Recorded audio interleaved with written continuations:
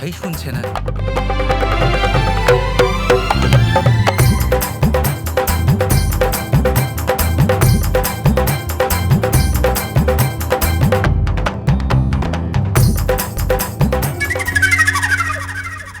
এই ফুল কে ছুঁড়লো? হ্যাঁ হ্যাঁ, কে আছেন এখানে আমার সখীর সাথে উপহাস করছেন? যেই হোক আমাদের হাত থেকে পালাতে পারবে না।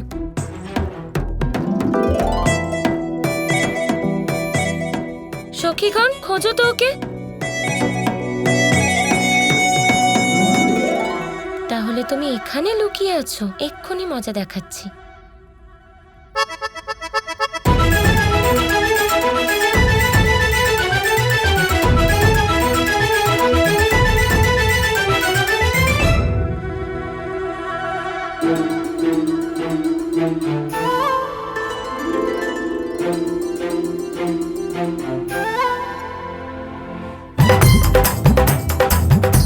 ছেড়ে দাও রাধারানী, আমাদের যাওয়া উচিত, নয়তো দুর্বাসা ঋষির আশীর্বাদ আমরা পাবো না। চলো চলো।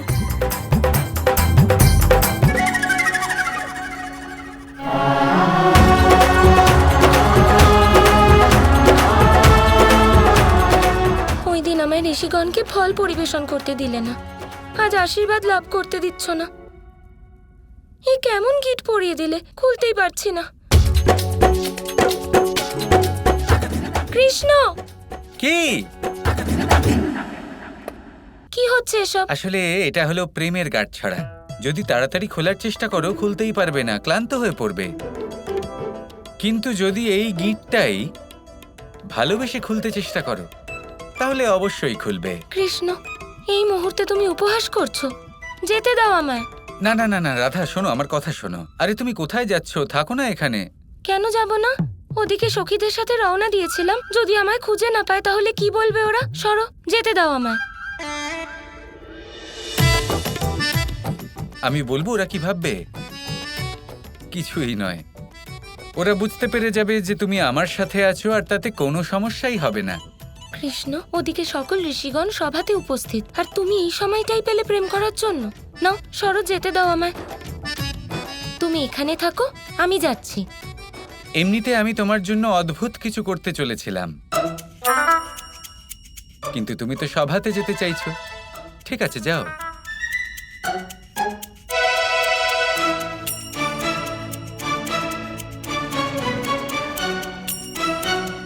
চলে গেছো? না, আমি পরিকল্পনা না শুনে কোথাও যাব না। বলো কি পরিকল্পনা করেছো? প্রথম নিজেই আটকালে আর এখন বলছোও না।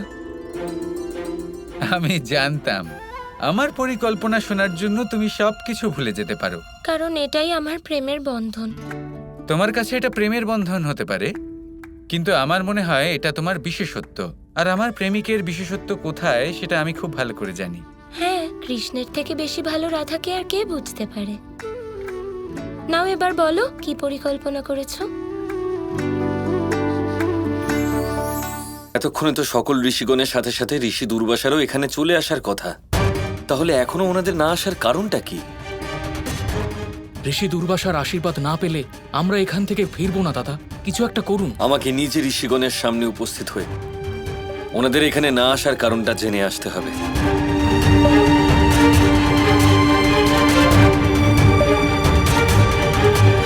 হে ঋষিগণ, আমাদের এমন কি ত্রুটি হয়েছে যার জন্য আপনারা সবাই দ্বারকার সভায় উপস্থিত হলেন না? আমাদের সকল অপরাধ ক্ষমা করুন। দয়া করে দ্বারকার সভাতে আপনারা সকলে এসে সকলকে আপনাদের আশীর্বাদ প্রদান করুন। বলরাম আমাদের অপমানের ভয় আছে, সেজন্যই যায়নি। এত বড় দুঃসাহস কে করে থাকতে পারে? সেই অজ্ঞাত কন্যা যে প্রথমে ঋষিগণকে বনে বিভ্রান্ত করেছিল, আর তারপরে ঋষিগণকে দূষিত ফল খেতে দেওয়ার দুঃসাহস করেছে। আমি আপনাকে আশ্বস্ত করছি ঋষি শ্রেষ্ঠ, সেই কন্যা যেই হোক না কেন তাকে দণ্ড অবশ্যই দেওয়া হবে। ততক্ষণ আপনাদের সকলের সুরক্ষার দায়িত্ব আমি নিজে নিলাম। আমার মতে যখন বলরাম স্বয়ং আমাদের সুরক্ষার দায়িত্ব নিয়েছেন, আমাদের সভায় যাওয়া উচিত।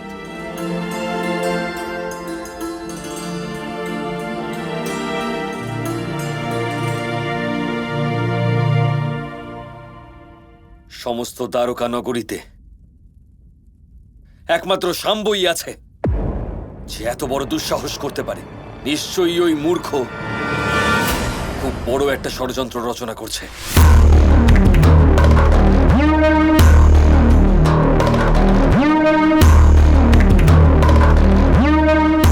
নাও লক্ষণা, ঘোমটা পরিয়ে দাও। এবার আমার মাথায় নারীদের মতো সজ্জা করে দাও। না আর্য শাম্বু, আপনি কেন করছেন এরকম? আজ আমার প্রসাধনে যেন কোনো খামতি না থাকে, একদম নববধূর ন্যায় সাজিয়ে তোলো। আর্য শাম্বু, একজন যুবরাজের পক্ষে এই সজ্জা মঙ্গলজনক নয়। তুমি কি জানো না যে আমি এইসব নিজের লক্ষ্য প্রাপ্তির জন্য করছি?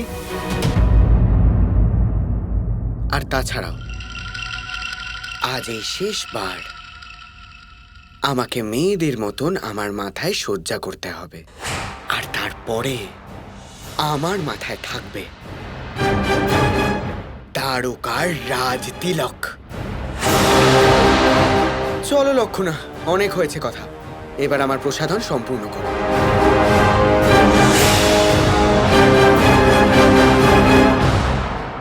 আর্য শাম্বু, আপনি একজন পুরুষের বদলে একজন নারী সাজছেন। যদি এমন কিছু হয় যে ঋষি দুর্বাসা আপনাকে অভিশাপ দিলেন আর আপনি সত্যিই একজন নারী হয়ে যান, তাহলে কি হবে আমার? তুমি ব্যর্থ চিন্তা করছো। স্বয়ং গুরু শুক্রাচার্য আছেন আমার সাথে, উনি আমাকে রক্ষা করার আশ্বাস দিয়েছেন আমাকে। বলো লক্ষণা, দেখে মনে হচ্ছে তো আমাকে নববিবাহিত স্ত্রী? হ্যাঁ আর্য শাম্বু, শুধুমাত্র একটা সিঁদুরের অভাব। তাহলে শুভ কাজে দেরি করছো কেন লক্ষণা? এসো, নাও এবার সিঁদুরও পরিয়ে দাও।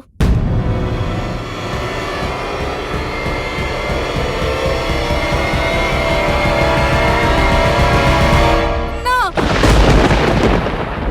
না না, আমি এটা করতে পারবো না। আমি আপনার সিঁথিতে এই সিঁদুরের রেখা আমি না।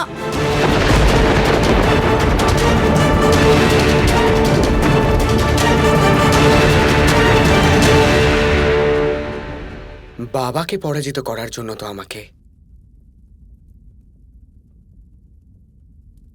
সকল সীমারেখা অতিক্রম করে যেতে হবে।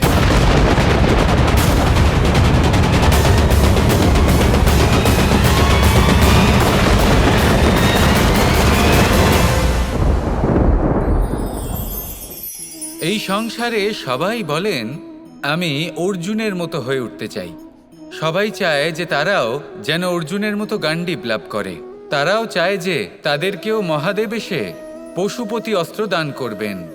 তারাও এটাই চায় মহাভারতের মতো মহাসংগ্রামে বিজয়ী হতে। কিন্তু সবাই ভুলে যান যে অর্জুন যা হতে পেরেছিলেন সবকিছুই অর্জন করেছিলেন। যদি আপনিও অর্জুনের মতো গান্ডীব লাভ করতে চান তবে আপনাকেও তার মতোই শ্রেষ্ঠ কাঠ নির্বাচন করতে হবে। সেই কর্ম আপনাকেই করতে হবে। তার প্রত্যঞ্চা যাতে তীব্র হয় তার জন্য আপনাকে সর্বশ্রেষ্ঠ দড়ি খুঁজে বের করতে হবে। আপনার বাণ যাতে ঘাতক হয় সেই জন্য আপনাকে নতুন নতুন ধাতু খুঁজে বের করতে হবে। সেই শিক্ষা আপনাকে লাভ করতে হবে, তবেই আপনার ইচ্ছে পূর্ণ হবে।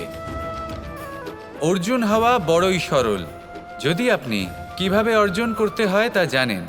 শুধুমাত্র স্বপ্ন দেখেন যারা, তারা কখনোই অর্জন করতে পারবেন না। কিন্তু যদি কেউ অজ্ঞাতবাস ভোগ করতে পারে, যদি কেউ লাক্ষাগৃহ থেকে পালিয়ে বাঁচতে পারে, যদি কেউ কঠোর তপস্যা করতে পারে, প্রতীক্ষা করতে পারে এবং পরিশ্রম করতে পারে, তাহলে সে অর্জুন অবশ্যই হয়ে উঠবে। যদি আপনি অর্জুন হয়ে উঠতে চান তাহলে কর্ম করতে শিখুন আর আমার সাথে ভালোবেসে বলুন রাধা রাধা।